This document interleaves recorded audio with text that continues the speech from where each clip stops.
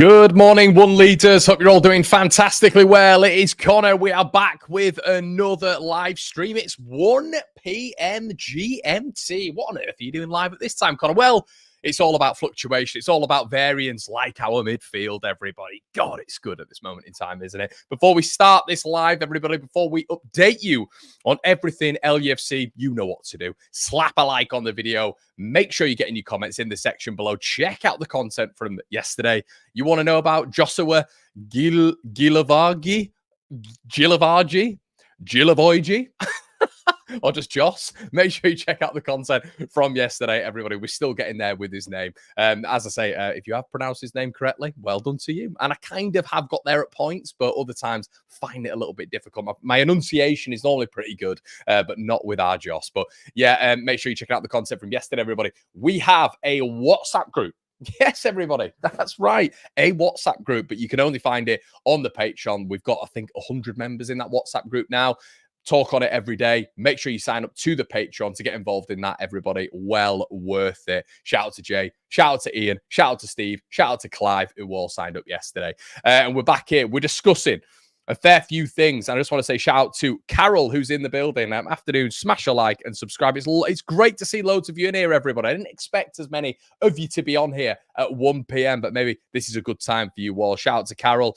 Shout out to AOLUFC as well. Hi, Connor. Keep up the great content. Top man. Brandon's here as well. Yes, Brandon, all good. Paul. Callum's here as well. Shout out to you, Andrew. I can see a lot of familiar names. Ken, Paper and Skin. Hi, everybody. Hello, Ian. How is everyone doing today? Okay, so let's get on to the content of which you guys are probably thinking, Connor, get on with it, man. Okay, so to start off this stream, quite sad and an interesting development, actually, when it comes to Largie Ramazani. Gutted. Absolutely gutted that he went off the other day. I thought the dynamic of the game massively changed. I'll be honest with you guys. You saw that in my post-match reaction. I thought Leeds looked a little bit worse as a unit. The balance of the side I thought went a little bit off. I thought Festi on that right-hand side was able to maraud forward a little bit more. I thought we lost that defensive side of the game a little bit with Manor Solomon, and I didn't think we were as productive with Solomon on that left-hand side. Personal opinion. My dad, we've just done a Generation Leeds, completely disagrees with me. That'll be going live on the Patreon as well, people. But listen, that's the beauty of football, isn't it? Disagreements and subjectivity. But I don't think we got enough from Manor Solomon. I think that drop-off from Largie to Manor worried me a little bit. Now, we do have that Band-Aid in Dan James, who can, it means that Leeds United can sort of manipulate the side a little bit. We can have William Yonto wide left. We can have Dan James wide right. And that is what I would go with against Bristol City. However, news has broken from Ramazani himself on his Instagram, he put a post out, him on the ground, getting treatment, and he simply put, "I will be back soon." Now that insinuates to me that, as Daniel Farker said post press conferences, if you guys missed it, he's going to miss the game against Bristol City, but not to be a martyr, not to be glass half empty. But to me, that suggests, and I don't know if you guys are sort of on that level, that he's going to be out for a period of time, which is just unbelievable, isn't it? Festi went down in that game for Watford. Sissoko went down in that game for Watford. Bloody hell, you even had Kayembe go down in that game for Watford, all of which stayed on the pitch. Ramazani gets hit once and he's out. Now, is this going to be for a period of time? I hear you cry. I've no idea. We've got no idea at this moment in time. But Leeds Live suggested, and I don't know if they've heard anything in particular, a few rumblings, these publications can get a little bit of stutters from the club, that Leeds may have to do something in the transfer market. Now, if that is the case, that is devastating. That is absolutely devastating. And I'm praying we haven't got another Gruev type scenario here, another Ampadu scenario here, another Max Verber scenario here, where we're looking at one of our sort of prized assets, taking out maybe Max Verber, being out for a period of time, of which you're looking at it and going, wow, the balance, the equilibrium of Leeds United's front line with Ramazani in it has just been so good. And I do feel, guys, at the minute, alongside Tanaka, he's probably our best player. I think he's just so influential. He's so brilliant on the ball. I love his snapshots. I love his pace. I love his defensive nature as a winger. But this is why you build a squad, isn't it, people? You build a squad so you can deal with these little mishaps, these issues. Now, Manor Solomon. Okay, as you guys know, not his biggest fan. Obviously, we'll give him an abundance of chances and all this sort of stuff. And people quite rightly saying to me, Connor, come on, mate, stop being so harsh. Give him X amount of games. And I think that's a fair point. And I will do that. So we're going to be looking at Manor Solomon, I think, coming in against Bristol City. Now, I guess the other combination that we're going to be looking at on that left-hand side is going to be Sam Byram. But for me, it's got to be Schmidt. Schmidt has played in the UEFA Conference League in terms of qualification matches already this season for Gallen. I just don't understand why Schmidt wouldn't come in on that left-hand side to maybe replace Junior Firpo, who's going to be out for a one-match suspension at the weekend. I think that is your obvious change, but I think it's going to be Byram. So maybe we're going to see a Byram left side and a Willie Gnonto left side, which I think is okay because Willie Gnonto is going to be able to defensively help Byram out. The issue is it's going to be the width. You're not going to be able to get those byline runs from Sam Byram whatsoever. And with Schmidt, at least you know he plays on the left side and has played on the left-hand side for FC Gallen very, very recently, and is why we brought him to be Junior Firpo's backup. So I don't understand why we're reverting back to type, and that is confusing me, slightly frustrating me about Daniel Farker at this moment in time. I think it's just got to be Isaac Schmidt. I understand, guys, that with Sam Byram, you have this reliable person who, will put in a sort of 5-6 out of 10 shift for Leeds United. But going forward, I want Leeds to be an attacking force. By God, when we bought Isaac Schmidt from FC Gallen, he just scored a worldie against Trabzonspor, the Turkish side, in the UEFA Conference League qualifier. We bought him the next day. We've got to start Isaac Schmidt. I understand he's not been playing, but start him against Bristol City. I think he'll be fine, and maybe we can start a little bit of a partnership with him and Willie Gnonto. But I'm interested to hear what you guys have to say on that. Bristol City have got 6 players out. They have indeed news on Rami. Yeah, hopefully that's sort of discussion. Clickbait or Archie Real? Well, the title's not clickbait, mate, at all, because we are speaking about Archie Gray's loan signing, which is something that is definitely on the remit here. Hey up, Connor. Hey Joe. Brandon's here, listening at work, pal. Hopefully some good news. Yeah, indeed, mate. Gutted on Ramazani. Solomon, not 100%, needs a few matches under his belt. Yeah, and I think that's a fair point. As I said, me and my dad were disagreeing this morning. Generation Leeds, we had a bit of a discussion about it. But yeah, more than willing to give him time. I would just be choosing Dan James over him. Let me know what you guys think in the comment section below. Okay, so let's get on to the next bit, of which you guys are probably here for, and it's the guy in the thumbnail, and it's Archie Gray. Now, this is more of a discussion base, okay? Now, according to sources very, very close to Tottenham, it is essentially being discussed between Tottenham and Archie Gray about a loan status. Now, we know Archie's barely got any minutes at this moment in time for Tottenham. He came on, I think, at the weekend for 1 minute.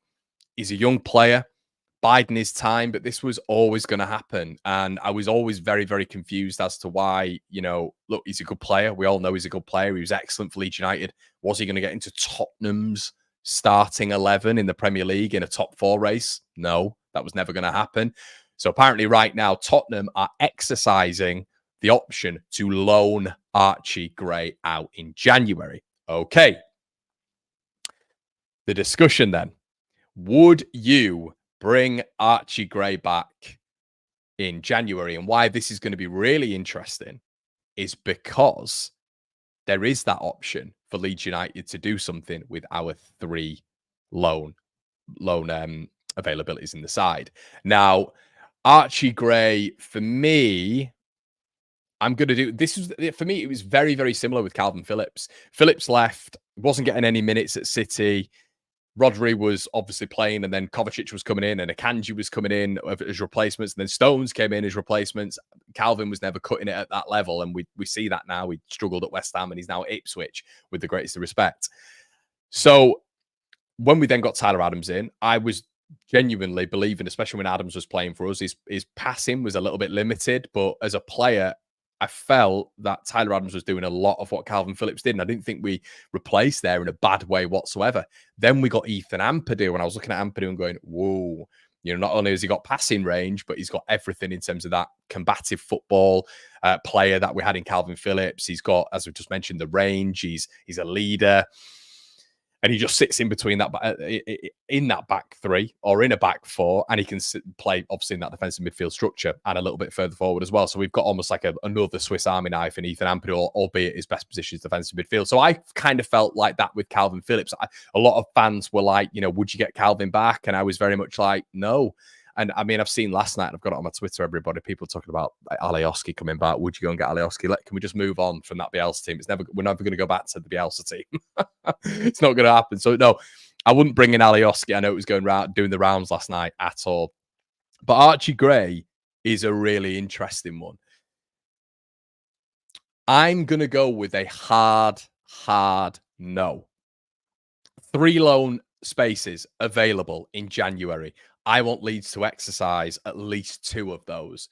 There could be an option for another central attacking midfielder, a goalkeeper. You guys will always know, for me, is always a loan option for goalkeepers. Goalkeepers are always available for loan in January. I'd be looking at a goalkeeper 100%. And then you might be looking at this third option here with maybe a Ramazani. Hopefully he's still going to be fit. Could we go for another loan player in there? Someone who's not getting the minutes, but has proven in the season that they're doing okay. I'm hoping that's not going to be the case. But with those 3 loan spots, people, Leeds have got the ability to really press on that action. Now, would you then go and get Archie Gray with one of those loan options? Well, he doesn't get into midfield, in my opinion. And I'm going to put a poll in the chat. What would you do when it comes to Archie? In fact, I'll do it now. Let me know what you guys would do. And we're going to get into a bit of a conversation. Let's have a look. And if you're watching this back, people, let me know in the chat as well.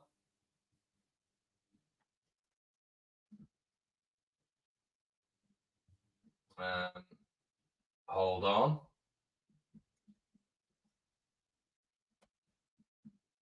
Here we go. Right. We're going to get it in the chat.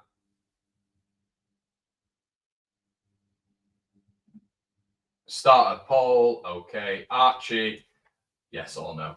Right. There we go. A quick one from me, everybody. So let me know what you would do in the comment section below. I also want you to tell me why that would be the case. But for me, I just don't really see the point. I don't really see the point in doing it. You've got Jayden Bogle at the back, and he's going to be an option for Leeds, in my opinion, guys. There might even be like a loan back option. Genuinely, there might be a loan back option. If Tottenham are willing to loan him out, there might be something there where Leeds almost have first dibs. If Jayden's not worked out, that has happened with clubs before. So, really interesting, that one. What would you do? Let me know in the chat as well. I'm going to read out a few of your comments. Gray doesn't improve us, to be honest. Besides, look forwards, not backwards. Leeds fans and their weird obsessions over ex-players. Could play Archie 10 easy. You play him in the 10, would you, Josh? Okay, interesting.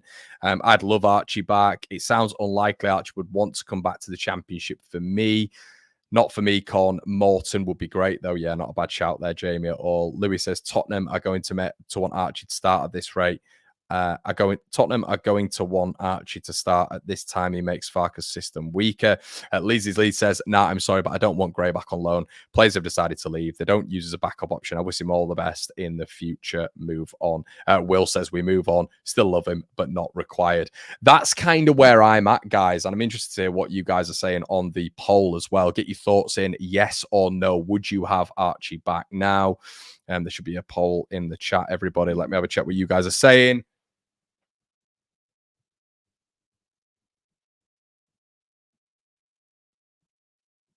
Okay, really interesting. So we've got 65% of you guys saying no. Okay. And we've only got 102 likes, everybody. Rack that up. Come on. We've got over 700 of you on all platforms in the building. Make sure you slap the likes on. Okay. So, yeah, for me, no. Doesn't make sense. Jayden Bogle's doing incredibly well. The midfield, where does he get in? If you brought in Joss now, you got Joss, you've got Gruev, Ampadu, Tanaka, Rothwell. For me, he just doesn't get in. I don't see where he would get in, why he would fit in. Not for me, everybody. But it's an interesting conversation to be had because apparently Tottenham are going to be exercising that option to let him go out on loan so he gets some minutes. Will he go out to a Premier League side? I don't know. He's not had enough minutes in the Premier League. It is a bit of a risk unless that side is willing to bring him in on and sort of bring him on in matches for like 30, 40 minutes as opposed to like 1 to 10 minutes that Tottenham are letting him have. I don't know. But for me, Archie Gray, nah, I don't really see the point in doing that, to be honest with you. I think Leeds are settled right now. And not that Archie would displace that, not that we'd have problems with that, but yeah. I wanted to speak on as well, everybody, the San Francisco 49ers recruitment. I wanted to speak on how good it has been. And I wanted to speak on if we were to do something for Largie Ramazani, which hopefully isn't going to be the case, how confident you would feel. Now, for me right now, I think, and this is kind of why I stuck by them in the summer a little bit. I was getting a little bit nervy at the end, but then they pulled out the bag, sort of Ramazani and Tanaka and co. I think when you look at the team across the board, you've got to look in January and think you're confident, especially with 3 available loan spaces. You've got to feel really confident. With Joss, we were just speaking about on Generation Leeds. When have Leeds ever done that? A free agent signing. I can't remember the last time. Let me know in the chat the last time you think we've done that. I genuinely cannot remember the last time Leeds have gone out and done a free agent of that level. Joss, we've done it on videos and stuff like that, has played a mass amount of competitive games, 34 years of age. He had offers on the table and he's chosen to come to Leeds United, obviously because of the reputation of the club. That bolsters us massively, and it's a smart move again by the San Francisco 49ers. Another smart move. So I think we've just got to praise a little bit the recruitment. I've just mentioned earlier on a little bit, everyone, when it comes to Isaac Schmidt, you can't really look at the 49ers for that. As I've just mentioned, the last game that he played, I believe, for FC Gallen, was him scoring a fantastic goal from fullback against Trabzonspor in the UEFA Conference League qualifier. So, do we need to get him involved in the side? I would say so. But, for me, overall, everybody, it's a really, really decent period of time for the San Francisco 49ers with their first, it feels like, full championship transfer window. That's how it feels. Connor, why would we go for a loan for Archie? Bogle is a more natural right back who's performing well. Plus we have Smith. The midfield takes care of it. So I agree with you, mate. I agree with you. It's interesting how people wouldn't have him in the chat. Vociferous in the building saying gutted if Ramazani is out for longer than 2 weeks. Archie Gray, wages right now like 70k a week, no chance. Yeah, I'm not 100% sure we'd go in and actually pay his full wages. I don't think that would happen. But I'm sort of getting what you'd say on that, mate. I think it would be a bit of a stretch just getting him in. But I just think they've done a really, really good job, the 49ers. And actually, I'm going to put another poll in the chat. Let me know, everybody. This is why you need to head on over to YouTube, everybody, so you can have a little bit of a vote in it as well. We don't want you guys, if you're not available on other platforms, to not see this. So yeah, go and have a look. Start a poll. 49ers happy, not, and yeah. Because it was a bit of, I felt like in the window, it was very much like people were a little bit worried. And I understand that, of course, and it didn't start well, did it, with Archie going, obviously with Somerville and Rutter. But it feels now with all of those players out, and not available, we've done all right, haven't we? We've done all right. Okay, let's get into the next little bit of conversation, everybody. I wanted to speak about Tanaka. And exactly what we have here in the Japanese midfielder. It's quite staggering, I find, how good this boy can be. I think he's a Premier League player right now. And I wanted to pose the question to you guys. With the hype that is Leeds United, which, I mean, this wagon just keeps going, doesn't it, when it comes to this club? And we saw there was noise about Archie, there was noise about Rutter, there was noise about Somerville, there was noise about Nonto, all last January, because, I know it sounds daft, but Leeds are constantly in the public eye. We all know that. We're always on Sky, but scouts are at games as well.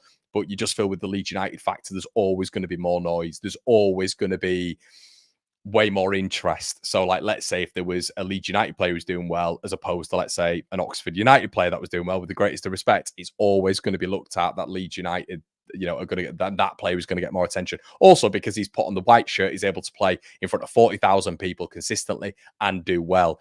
I've got a real feeling right now that we're going to have a scenario in January where you're going to get a few bids. I think there are going to be a few bids for Tanaka.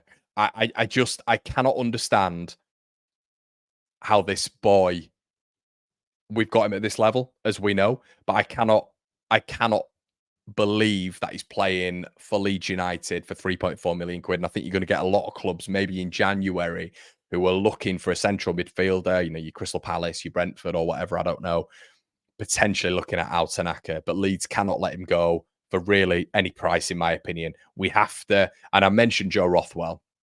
I think there's a genuine discussion about Joe Rothwell and Tanaka being a partnership going forward, even if Ethan Ampadu is available. And that's a conversation to have. But I genuinely believe, I mean, Ampadu's my favourite player, obviously. But if Ampadu and Tanaka were together, I've got to see that at some point.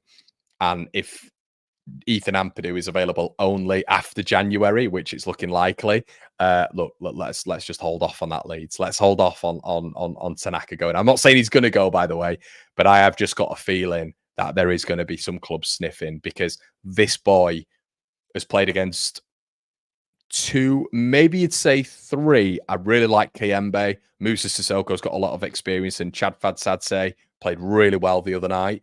So you'd maybe look at those as a really good midfield in Watford. I thought they performed well in that middle area, gave us more competition than the other two did. But in the other two, you've got Chris Rigg, you've got Joe Bellingham. Sheffield United have got Arblaster, you've got Vinny Souza, Callum O'Hare. For Tanaka to just don these midfielders, which I think he did the other night as well, in my opinion, he was man of the match against Watford as well. It's showing already that he's just levels above. He's just levels above. So let me know what you think in the chat, everybody, because are you a little bit worried? A little bit worried for the window? And once again, it comes back, doesn't it? It comes back to what we were saying about the 49ers. It comes back to, can they keep hold of this prized asset even amongst Premier League interest? Because I think there will be an abundance of Premier League interest in him. And if there isn't in January, there definitely will be in June. Okay, let's have a look at what you guys are saying. Oh, I've just seen the release clause. Please don't say that that he's got a release clause. I agree. Michelle says Tanaka's brilliant, another level. Kieran McKenna earmarked him in the summer for Ipswich. He was the one that I was a little bit worried about, to be honest, mate. We know Ipswich were looking at him. I mean, let's be honest. As a footballer, he's a miles better footballer than Calvin Phillips. Let's be honest, miles better. As a footballer, I think he is. I just genuinely do. But Phillips is now with Ipswich. Would there be a recall option? That I don't know. He goes back to Man City, and then they go for Tanaka. I'd really hope not. But at this point, you look at Tanaka in the Premier League and you think there's just going to be no problem for him. No problem whatsoever. Let them bid. No chance. Obi doesn't have a release clause. Not dealing with Rutter's exit clause was poor, but being happy with the sensible transfers they've brought in and happy with the support they've given Farke. 49's fan alignment is good too. Brandon says, Al won't go anywhere, mate. We've just got him. Don't have to sell, but there will definitely be loads of bid. Afternoon, Rad. Hope you're good, mate. Yeah, a lot of people are sort of in the building and saying something similar. Afternoon, how you, Rye? With the previous ownership that gave Victor Ott the running of recruitment, which was hit and miss with recruitment. The 49ers of recruitment team spot on. Tanaka's fantastic. Tanaka is a football brain. He reads the game really well. Yeah, and I hear you, says again, imagine Brighton start sniffing around again. It feels Tanaka, look, we're not doing this thing where we're sort of like saying, oh, look, we've got a glossy new player, come sign him. But he's a very Brighton player, isn't he? A very Brighton player, and his mates there as well. But we are not doing that right now, everybody. We have Tanaka, and you can all, you know what, off. Okay, so let's go and have a quick look at Bristol City's injuries going into this game at the weekend, everybody. Pring, who's going to be out for this one? Pring, obviously, the left back. Apparently, his is going to be a late November return. Now, Pring is actually someone who I was talking about in the window as someone who Leeds maybe should have gone for as a second option at left back. So him being out is obviously going to be big. Benarouz is out until mid-November. You've got Rob Dickey as well, who's going to be out for this one. He's out till mid-November as well. And you've got Rob Atkinson as well. It looks like as well, George Earthy is going to be back for this one. Or he might have been back already. Ross McCrory is going to be back as well. But I'm not actually sure if he's been playing anyway, to be honest with you. But they've got a fair few out on the injury list, which is good news for Leeds United, with us having something really similar as well. Vision is great, but Tanaka needs much more time for Premier League football. I agree, mate. I agree. Oh, okay, everybody. Well, we'll leave it there. Shout out to all of you guys. We're going to get into your Bristol City stuff a little bit further on down the line, but thank you for all joining me. Over 1,000 of you on all platforms. If you are on your Twitters, your Facebooks, and you don't don't have YouTube, pop on over there and you can get involved in the polls. You can like the video as well, which I need you all to do. You can become members of the channel. If you are on Twitter and Facebook, make sure you join on the YouTube as well, everybody, if you haven't done already. We stream on there, but we kind of want you over on YouTube as well. Make sure you do that. If you want to sign up to the Patreon as well, make sure you do that, everybody. We've got an exclusive WhatsApp chat there, and we've got a podcast going up just after this. It's been an absolute pleasure. Thank you so much. Make sure you let me know your thoughts in the comment section below with everything we've spoken about. If you're enjoying the 1 p.m. streams as well, we can make that a thing. Let me know in the comment section below, everybody. It's been a pleasure. I'll see you in a bit. Cheers.